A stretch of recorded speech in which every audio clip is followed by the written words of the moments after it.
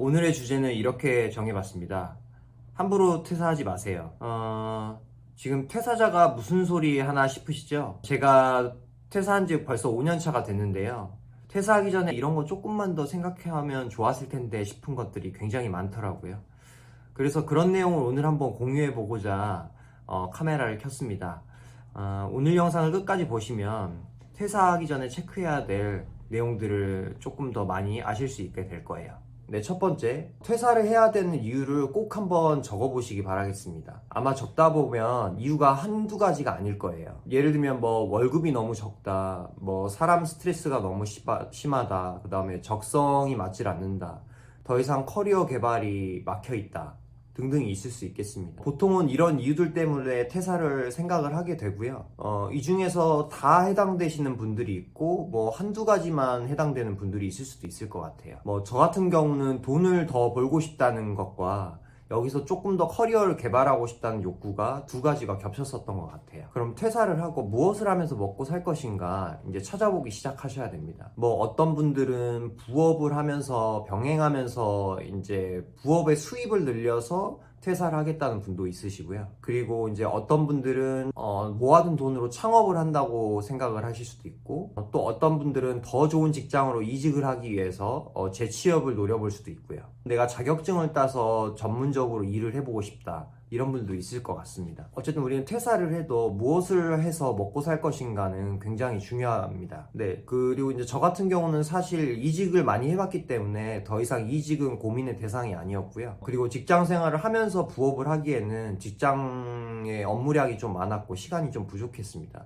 그래서 창업을 생각할 수밖에 없었고요. 또 당시에 돈을 많이 모아놓지 못했기 때문에 소자본으로 창업을 할 수 있는 아이템을 찾기 시작했습니다. 뒤에서 조금 더 말씀을 드릴게요. 퇴사를 마음 먹고 그 다음에 무엇을 할지를 결정을 하셨다면 그 다음부터는 치밀한 계획이 세워져야 합니다. 사실 이 부분이 저한테는 굉장히 어려웠던 것 같아요. 그래서 5년이 지난 지금 되돌아봤을 때 꼭 계획했어야 됐던 것들이 있는데 그걸 좀 말씀을 지금부터 드려보겠습니다. 먼저 퇴사 후에 1년 뒤의 내 모습, 그 다음에 3년 뒤의 내 모습, 5년 뒤의 내 모습을 한번 그림을 그려보시길 바랍니다. 홀수로 1, 3, 5년인데요. 사실 제일 좋은 건 주변에 먼저 퇴사한 사람이 있다면 얘기를 들어보는 게 가장 좋습니다.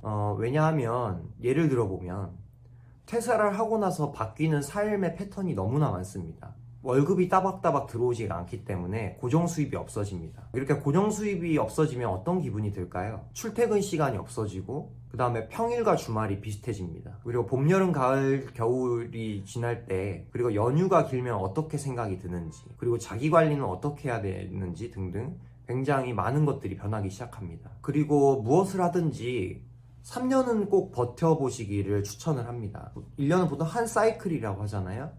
1년 동안은 새로운 일들만 겪게 됩니다.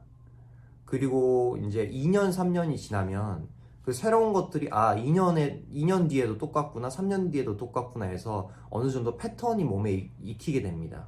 만약 3년이 지났다, 그런데도 생활이 조금 힘들다 그러면 그때부터는 다른 방법도 한번 찾아보시기 바랍니다.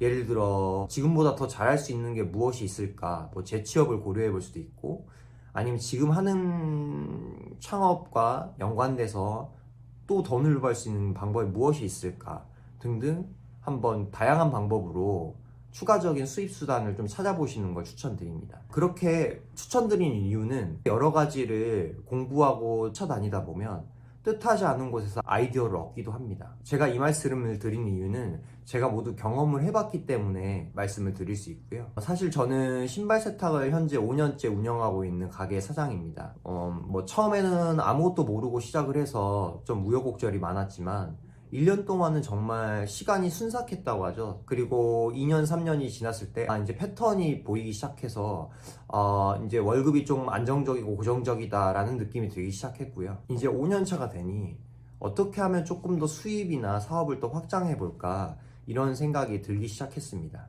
모든 자영업자분들이 지금도 어려워하십니다. 뭐 경쟁은 점점 더 치열해지고 물가는 오르고 그리고 재료비는 올라가고요. 항상 허리끈을 졸라매야 할 때가 많습니다. 그래서 만약에 창업을 알아보신다면 이런 모든 것들을 좀 세밀하게 고려해 보시고 아이템을 선정을 하셔야 되고요. 매출이 꾸준하게 안정적인지, 그리고 초기에 소자본으로 창업을 할 수 있는지, 그리고 오랫동안 할 수 있는 일인지 굉장히 중요합니다.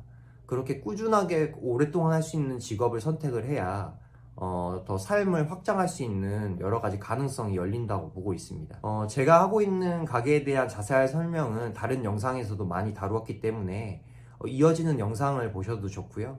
궁금한 사항은 고정 댓글에 남겨주시면 제가 답변을 달아드리도록 하겠습니다. 네, 시청해주셔서 감사합니다.